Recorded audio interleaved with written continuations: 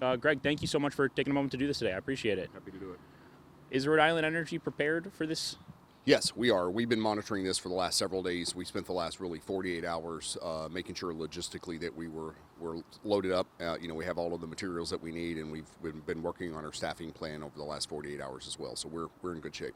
Obviously, it's a holiday weekend. Does that impact staffing at all? It impacts it for the folks who are going to be off tomorrow. Unfortunately, they're going to be working, but we'll make sure they're taken care of in terms of getting paid appropriately. But otherwise, no. I mean, we've got the resources we need. Tell me about those resources. How many do you have? Where are they going to be? Yep. So currently we've got for today and through the evening, we've got over 100 crews. That's both forestry, vegetation management, distribution, transmission, and other crews to be out in the field if needed. And then we'll have hundreds and hundreds of back office folks, including customer call center. We brought in additional folks up in Cumberland for our call center. A lot of back office staff here in Melrose helping to be prepared. We'll be opening up our storm command center here in Melrose this afternoon.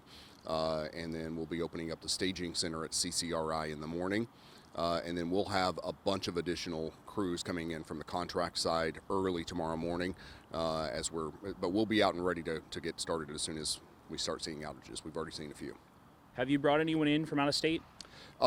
Nothing other than our normal contract crews right now. So we're not bringing folks in from far away. We're bringing them in from the New England region. These are contract crews that we always have ready and available to us.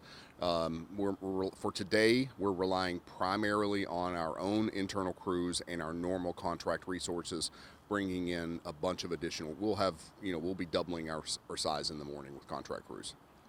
Now, thinking back to July, we had issues with the outage map. Yes. What's been done since then to make sure that doesn't happen again? Yep, so a tremendous amount of work has been done since then. We identified the root cause of that failure on the IT side. We've implemented a fix with the vendor.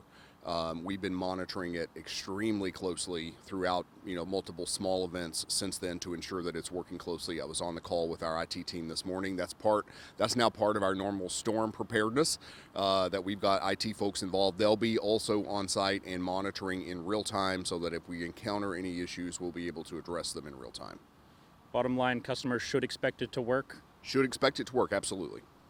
Now, tell me about this storm. What we're expecting, what challenges come with something like this? Really, we're looking at two different things. One, we're expected to get, maybe 3 inches of rain in some places, especially in the coastal region. So we're on the gas side, we're a little concerned about flooding in some of those areas. So we'll be monitoring that. But the biggest impact will be on the electric side. Just with wind, and currently expecting gusts 40 to 50 miles an hour.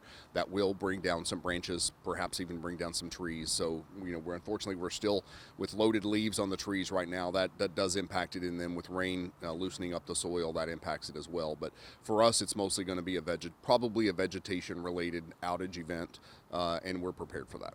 What areas of the state are you most concerned about right now? We've got resources. We'll have resources throughout the entire state. The winds look to be probably a little worse in the coastal regions. So we'll be staffed there and making sure that we're ready for that. But, as we've seen with some of these other storms, we have to be prepared across the entire state because vegetation is different in different places. And the winds, you can feel them kicking up now. We're going to see it across the state. So we're ready across the state from, Woonsocket to Westerly and everywhere in between. Are you prepared to bring in additional resources if necessary? Yes, we've already been in contact with mutual aid and monitoring that. Of course, this storm is hitting a bunch of different states, but we're prepared absolutely to bring in additional resources if we need them. As I said, we'll be doubling tomorrow. In terms of what customers should be doing now, tonight, as this all ramps up, what would you say that looks like? I would say first and foremost, make sure you got your storm kit ready. That should be a normal facet of life for us here in New England. If you've got decorations or other things outside, I know a lot of folks are putting out Halloween decorations. Just make sure they're secured so that they may not, blow out, blow away, cause damage to something else or getting to the power lines. Make sure your batteries are charged up and just have a plan in case you do lose power. You ought to be following Rhode Island Energy on social media channels because we'll be keeping folks up to date in real time as much as we can on social media. Then just pay attention to our website, outage map, those sorts of things. We'll be staffed in the call center, ready for calls if needed. But a lot of ways to get hold of us through either through social media, through texting, through the outage map, through the website, or through calling us at 855-743-1101. And then your overall message to people as we head into this weather? First and foremost, stay safe. If you happen to see a down line, assume it's live. Call it in, call 911, stay away from it. That's first and foremost. Safety is the most important. Keep in mind that our crews cannot be up in the bucket trucks if it's blowing 35 miles an hour or more. So we'll be doing work. Keep in mind, just because you may not see a truck on your street doesn't mean we aren't out working. A lot of times the cause of the outage is further down. We'll be out working as quickly and as fully as we can once it's safe to do so, and we won't stop until we've got everybody restored. Could we, and obviously it's unclear exactly what's going to happen, but is there potential for customers to be out for a day or more? Certainly possible.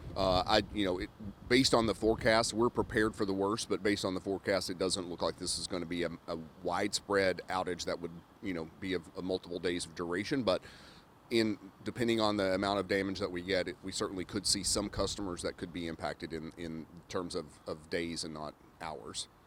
Hoping for the best, prepared for the worst. Absolutely. Hoping for the best, prepared for the worst. We've got crews out and on standby, and we're ready.